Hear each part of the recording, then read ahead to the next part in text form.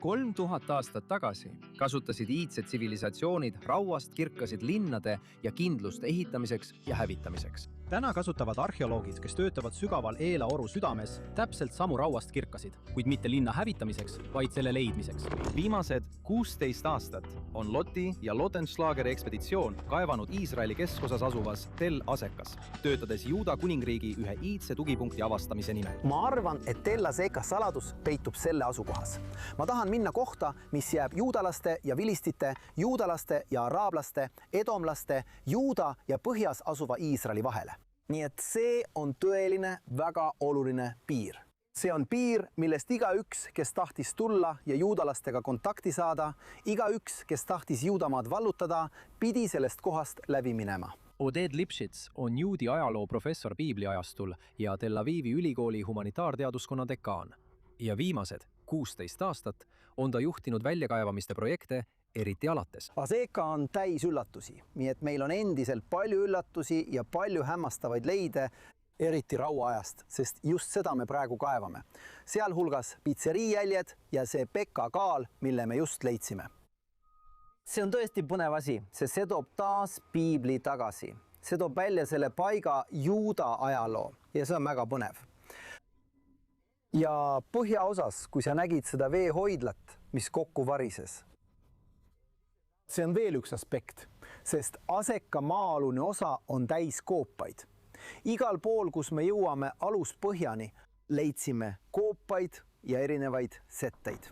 Ja üks asi, mida me tahame järgmistel aastatel uurida, on kogu see maa-alune maailm. Aseka on sügavalt juurdunud piiblilukku alates Joosua raamatust kuni Taaveti ja Goljati looni. Ja just need piiblilood ajendasid arheolooge Frederick Blissi ja R.A. McAllisterit esmakordselt seda paika 19. sajandi lõpus Palestiina uurimisfondi nimel kaevama. Nüüd töötasid nad välja väga hävitava arheoloogilise meetodi ja sel viisil hävitasid nad kogu paiga.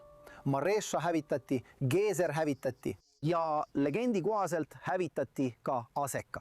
Nii et meil on kuulus foto, kus Araabia tööline seisab just siin, vaatab lõuna poole ja müür on tema kohal.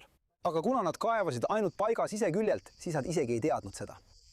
Minu kohal on sissepääs, mille lõid hasmoneadid, ütleme nii, ma arvan, et Johannes Hyrganus, umbes 140 een Kristur.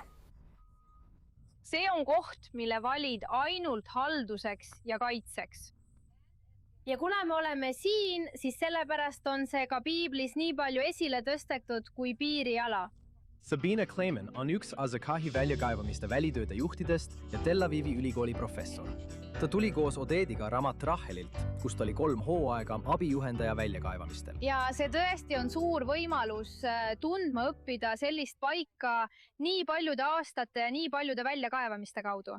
Ma arvan, et vaevalt leidub teist sellist paika, kus saaksid keraamikat vaadates ja juba mõnest killust või materjalist aru, millisest perioodist see on.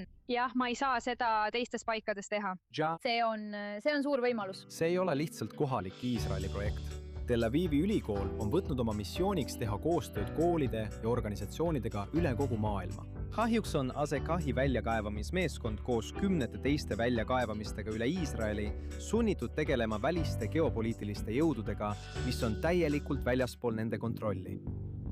Alates Covidist kuni 7. oktoobrini ja sellele järgnenud sõdadeni Hamasi, Hezbollah ja Iraaniga on need katastroofide konfliktid jätnud Tel Asekahi väljakaevamised rahuaja ja konflikti vahele. Aastal 2025 sunniti kasutama iidset kindlust selle algsel otstarbel raketihäire ajal. Käimasolevate sõdade tõttu on Aseka raskustes olnud. Seda projekti jätkame me igal aastal kaevamistega, isegi sõja ajal, kuid üha raskemaks muutub koostöö erinevate rühmadega üle maailma. Nii et ma ei tunne seda veel nii palju, põhjuseks on kontoritöö, aga pikas perspektiivis hakkan seda kindlasti tundma. Me ei suutnud saada häid toetusi, mida me tavaliselt välismaal taotleksime. Raha on napp. Siin selles piirkonnas on 2 vabatahtlikku. Mul on endiselt nii palju küsimusi ja ma tahan selle piirkonna sel aastal lõpetada. Jah. Tavaliselt töötaks selles piirkonnas 20 vabatahtlikku. Ometi, hoolimata kõigist katsumustest ja raskustest, on Tell Asekahi väljakaevamiste meeskond, nagu ka kindlus, mida nad avastavad, vastupidav. Asekah on juba täna koht, kuhu tuleb busside kaupa kooligruppe ja külastajaid. Siiani tulevad nad vaateplatvormile, räägivad Taaveti lugu ja siis lahkuvad. Ma väga tahaksin, et ühel päeval need bussid tuleksid. Oleks väike kiosk, kus nad saaksid midagi juua osta. Ja minu unistus on, et umbes 4 aasta pärast saaksid inimesed tulla Tell Asekasse ja kõndida kogu tsitadellis ringi ning näha kõrgeid müüre enda kohal, näha tsitadelli sisemisi ehitisi, käia mööda tänavat, mis meil tsitadelli ümber on, ja sellest saab üks Iisraeli arheoloogiliste paikade pärlitest.